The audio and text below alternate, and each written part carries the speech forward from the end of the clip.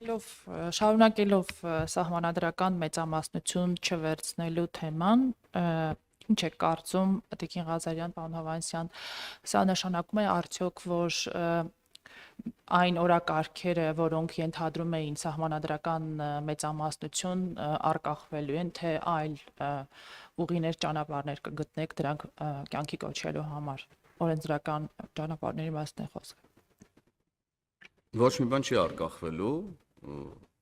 ինչպես վարչապետն էլ ասեց,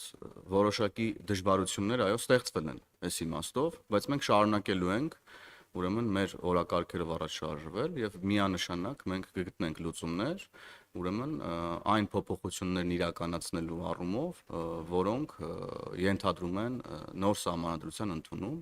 Մեր օրակարգում է եղել նոր սահմանադրությունը դեռևս 2019 թվականից, եւ մենք չենք շեղվելու մեր օրակարգից եւ գտնելու ենք դրա համար իրավական լուծումներ։ Ես վստահեցնում եմ, որ կան դրա համար եւ իրավական եւ նաեւ քաղաքական լուծումներ, որոնք ավելի տեսանելի կլինեն, երբ որ նոր ազգային ժողովը կձևավորվի։ Բայց քանի որ մենք ինչ ուզենք կանենք հիմա, որովհետեւ ընդդիմությունը մի շաբաթա չկա, ազգային մի շաբաթը որն է դեռ ավելի շատ, վերջին նիստերն էին ազգային ժողովի եւ ընդդիմությունը ընդհանրապես ազգային ժողովի շենք էլ չի եկել, ես ուզում եմ որ սրա մասին մեր քաղաքացիներն իմանան, նրանք անգամ շենք չեն եկել, ես չեմ խոսում նիստերի դահլիճ չգալու մասին, նրանք շենքից ինչ որ շառավղով փախած են ինչ որ մի հեռավորությունից։ Հիմա խորհրդարանական ճեպազրույցներն են, մենք տեսնում ենք, որ լրատվամիջոցների մի մասն էլ չկա եւ ընդդիմության հետ կորել են նաեւ նրանց սպասարկող լրատվամիջոցները։ Սա մեկ բանի մասին է խոսում, որ ցավոք դե ընդդիմության մասին չեմ խոսում, ցավոք նաեւ լրատվամիջոցների զգալի մասին հետաքրքիր չի Հայաստանի Հանրապետության քաղաքացու շահը,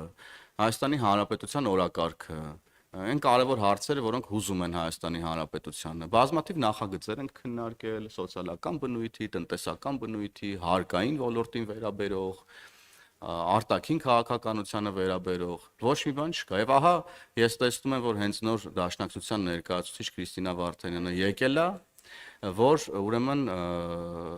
բացակայությունից հետո ողջ շաբաթ ազգային ժողովի ինչ որ ուղերձներով հանդես գա իր քաղաքացիների, մեր քաղաքացիներին, եւ ես կխնդրեմ ձեզ նաեւ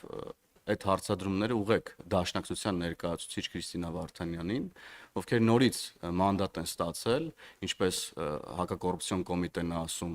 բազմաթիվ ընտրակաշառքներ բաժանելու միջոցով, չեն գալիս նիստերի եւ հիմա էլ եկել են եւ փորձելու են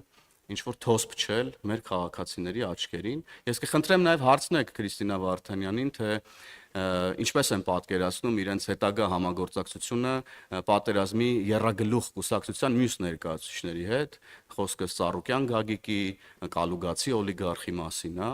ինչպես են պատկերացնում ուրեմն եռագլուխների հետագա գործունեությունը։ Դուք եթե լրացնելու բան ունեք։